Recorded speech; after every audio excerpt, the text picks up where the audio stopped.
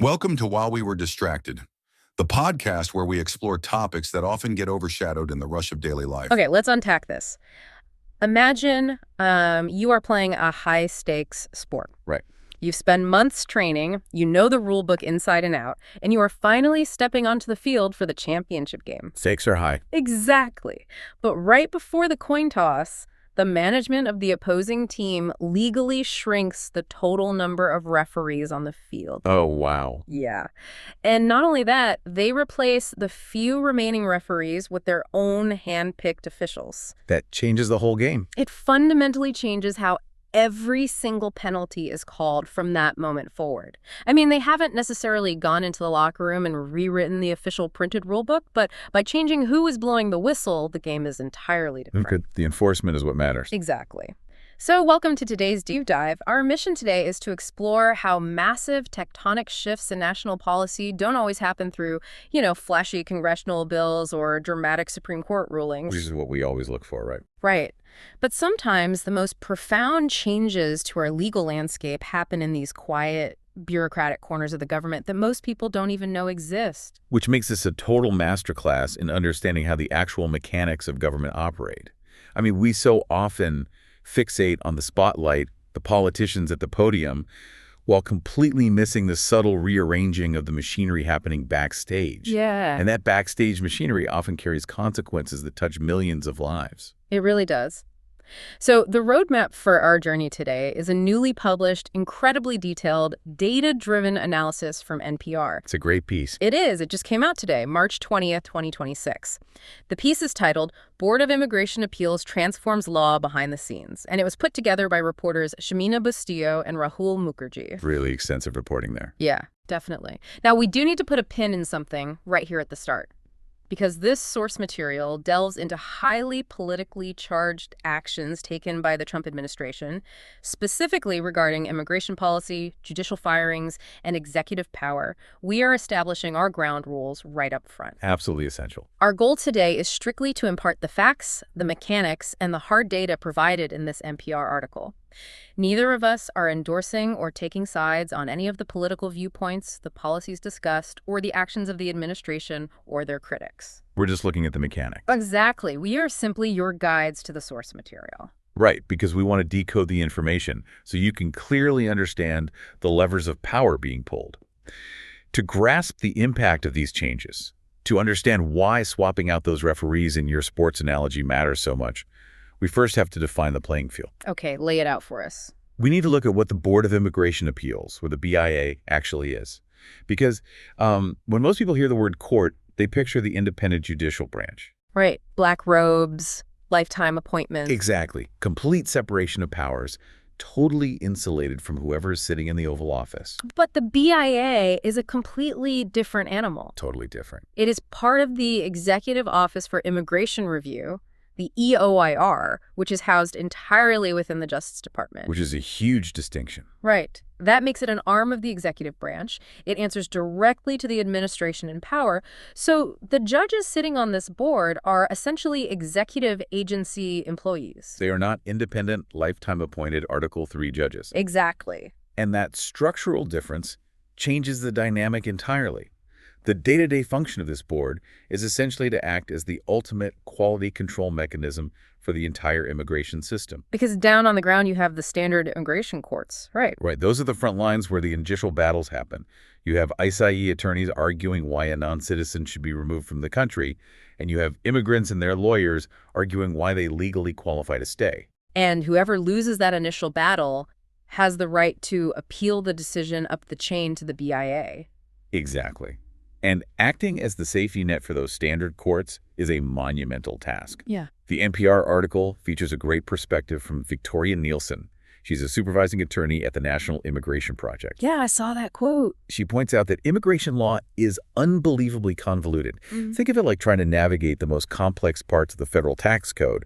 But, if you make a paperwork error, you are physically deported from the country. Wow. Yeah, the stakes are absolute. They really are. And Catherine Clark, a former BIA judge who spent over 15 years at the DOJ before joining the board in 2023, she emphasized the human limitation aspect of this system. Because the lower courts are just completely overwhelmed, right? Flooded. Standard immigration judges are absolutely flooded with cases. They are churning through dockets at an unsustainable pace. And when you combine that sheer volume of cases with the labyrinthine complexity of immigration law, Clark notes that mistakes at the lower court level are, quote, essentially inevitable. So the BIA exists to catch those inevitable mistakes. Right. But they don't just review a file, correct a typo, and send it back. No. What's fascinating here is that when the BIA reviews these appellate cases, they possess an extraordinary administrative power. They can choose to publish their decisions as formal case law. That's the key right there. That is where the real power lies. Publishing a decision means it becomes binding precedent for every single immigration judge nationwide. Wow. They aren't just acting as a referee for one specific game. They are literally dictating the rules of engagement for every future game played anywhere in the country. So if the BIA publishes a strict interpretation of an asylum rule, a local judge in Texas and a local judge in New York both have to fall in line immediately. Immediately. They have no choice. So if this board is the ultimate safety net for life-altering decisions, what happens when you start removing the people holding the net? Well, we saw the answer to that within the first month of the current administration taking office. Yeah, they moved fast. Very fast. They executed an administrative maneuver known as a reduction in force, or a RIF. Right. Now, typically in the corporate world or even in government, a reduction in force is a tool used when an agency faces a severe budget shortfall or when a specific department is being entirely phased out. Right. It's a bureaucratic mechanism for mass layoffs. But here, the administration used a RIF to specifically target the BIA. They slashed the number of appellate judge slots by nearly half. They took the board from 28 judges down to just 15. And a president can do that because, as we established earlier, these aren't independent judges with lifetime tenure. Right. They are civil servants within the Justice Department. Exactly. And the NPR analysis dug into exactly who was caught up in this reduction. Yeah, the demographics of the firings were really interesting. Very targeted. The first judges to be let go were the most recent hires, specifically those appointed by former President Biden.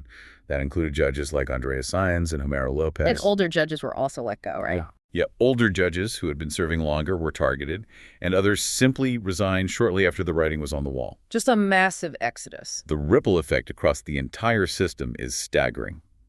Today, there are a quarter fewer immigration judges overall than there were at the very start of 2025. But to keep things balanced, we have to look at how the Department of Justice explains this unprecedented move. Right. What is the government's official reasoning?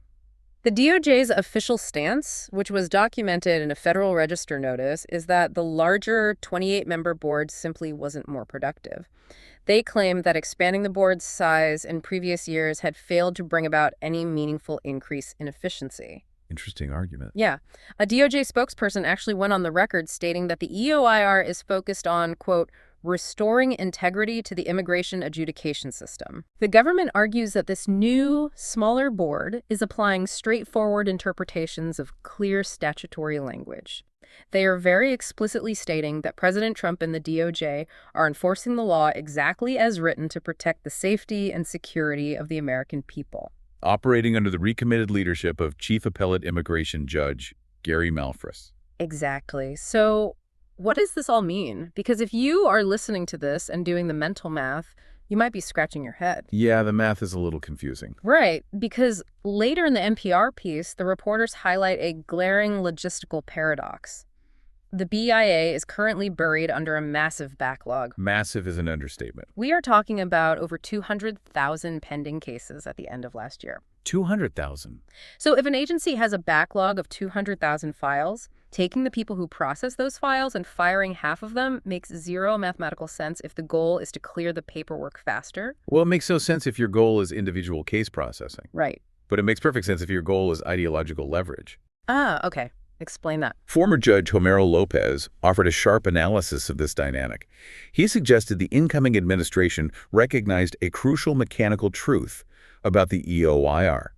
You don't actually need an army of immigration judges churning through individual cases on the ground if you can firmly control the policy from the very top. Because if a small, unified 15-member board rapidly publishes strict binding precedents, those 15 people effectively put handcuffs on every lower judge in the country. Exactly. You don't need 1,000 judges to enforce a strict interpretation of the law if the precedent leaves those judges with absolutely no legal alternative but to rule the way the administration wants. Wow. And that theory leads directly into the hard data, which honestly is the most compelling part of this NPR investigation. The methodology is incredible. Yeah. The reporters didn't just rely on anecdotes or quotes from disgruntled former employees.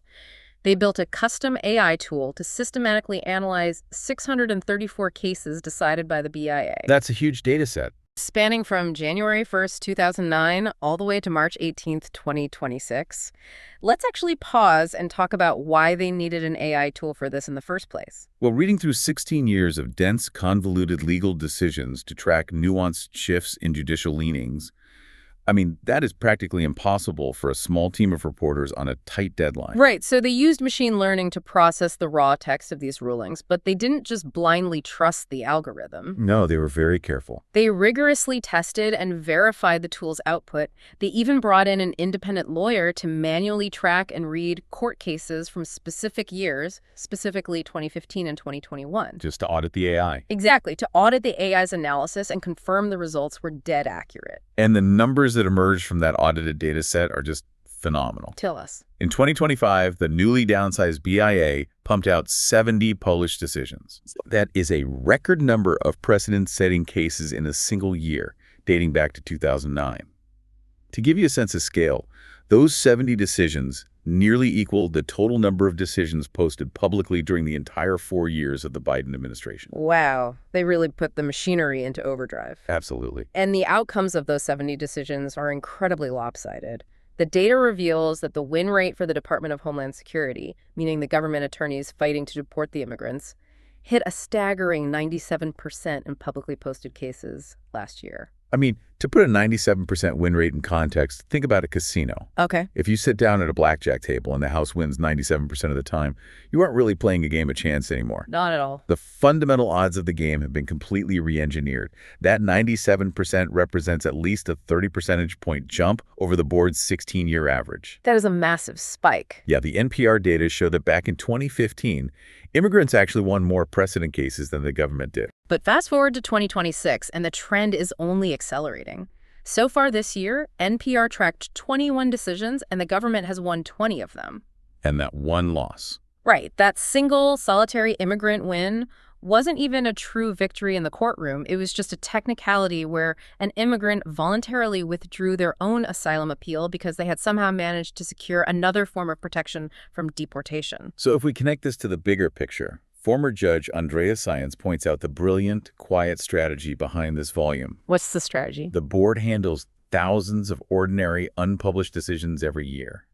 These routine cases just apply existing law to the specific facts of one person's life. Right. But by intentionally selecting and rapidly pumping out 70 cases as published, binding precedent, this smaller 15-member board is aggressively rewriting the national rulebook. They are cementing a hyper-strict interpretation of immigration law nationwide, and they're using the administrative machinery exactly as it was designed to be used. Just at an unprecedented speed and volume. Exactly. But a 97% win rate and 70 published decisions. It can still feel a little abstract. It's just numbers on a spreadsheet. True. Where this deep dive gets really profound is how these administrative maneuvers physically alter the lives of people trapped in the system. They are fundamentally reshaping the concept of American due process. And the NPR piece highlights a specific landmark precedent to illustrate this. It's called Matter of Yajur Hurtado. Right. In this published decision, the BIA ruled that standard immigration judges are effectively forced to deny bond and mandate detention for non-citizens who entered the country illegally. Let's translate what that actually means on the ground. Previously, an immigration judge might look at a specific individual. Maybe they see this person has a family, a stable job, deep roots in the community. Right, they have a life here. Yeah, and the judge could use their discretion to say, okay, you aren't a flight risk, pay a bond, go home to your family, and make sure you show up for your court dates while your case plays out. But Matter of Yajur Hurtado strips that discretion away entirely. The DOJ sent out formal instructions in January, explicitly telling all immigration judges they must defer to this new precedent and deny bond. And Catherine Clark, the former judge we mentioned, she emphasized that taking away the option for immigration bonds has been the single most impactful change. Oh, I bet. It creates a devastating, tangible effect on millions of lives. You are moving people from their homes and jobs into federal detention facilities while they wait out a backlog that could take years. Years of their lives. Yeah. And the board has also established precedents, making it significantly easier to deport migrants to third countries. Meaning countries completely different from their actual nation of origin. Exactly. And beyond just setting new legal precedents, the administration is also proposing massive structural changes to the rules of the game itself. Right, the timeline changes. Yeah, at the start of 2026, they introduced a new regulation that would dramatically shrink the window of time an immigrant has to appeal their case to the BIA. Historically, you have 30 days. The new rule drops it to just 10 days. 10 days is nothing in the legal world. Nothing. It also introduces mechanisms making it much easier for the BIA to flat out dismiss appeals before they are even given a proper hearing. Now, the government's defense of this 10-day rule was rooted in efficiency. They argued that squeezing the timeline would help clear out that massive 200,000 case backlog. Sure. But immigrant rights organizations saw it completely differently. 5 groups immediately sued the administration, arguing that dropping the window to 10 days doesn't just speed up the process, it physically destroys due process by placing an impossible logistical strain on legal services. Which, if you think about the physical reality of a 10-day appeal window, makes sense. Let's say day 1, the judge issues a deportation order. Day 2 or 3, you finally receive the written notice in the mail. Days 4 through 6, you are scrambling to find an immigration attorney who speaks your language and actually has the capacity to take a new client. Which is hard enough on its own. Right. Then days 7 and 8, that attorney has to request and review the court transcripts from the initial hearing to find a valid legal error to base the appeal on. And then draft the brief. Exactly. By day 10, they have to draft and file a complex legal brief. When you map it out day by day, you can see how the math physically makes due process impossible. And then that exact logic led to a highly unusual and really sharp rebuke from the federal bench. Just last week, a federal district judge named Randolph Moss stepped in and blocked most of this new 10-day rule from taking effect. He officially declared it unlawful. He did. Here's where it gets really interesting. The legal opinion Judge Moss wrote is incredible. It is dripping with judicial sarcasm. Oh, it really is. The government had apparently tried to argue in court that this shorter 10-day window would actually benefit immigration attorneys because it would reduce their overall workload. Which is a wild argument to make. Totally wild. And Judge Moss fired back, basically saying, sure, their workload will decrease because they will, quote, quickly lose virtually every appeal that they bring. Right. He wrote that the government's argument is, and I quote, like telling Habitat for Humanity that a rule limiting new home construction will help rather than hurt the organization because it will incur fewer costs acquiring lumber and nails. I mean, the Habitat for Humanity comparison perfectly highlights the absurdity of the defense. But this raises an important question because it also points to a much deeper, more troubling issue regarding the legitimacy of the entire system. Yeah, Victoria Nielsen made a profound observation about this. She did. In the NPR piece, she talked about human psychology and the law. She noted that when people go through a legal process, if they feel they had a fair day in court, if they presented their evidence and just simply didn't meet the required legal standard, they can generally accept that loss. Nobody likes to lose, but if the game was fair and the referees were impartial, you shake hands and walk away. You accept the outcome. But as Nielsen points out, if you give up everything to come to a country, if you exhaust your resources trying to follow the complex rules, and then suddenly the rules just disappear beneath your feet, Yeah. that feels fundamentally, in her words, un-American. When the very procedures that guarantee your ability to make your case are systematically dismantled, the system stops feeling like a legitimate court of law and starts feeling like a conveyor belt to a foregone conclusion. Which brings this entire deep dive right back to you, the listener.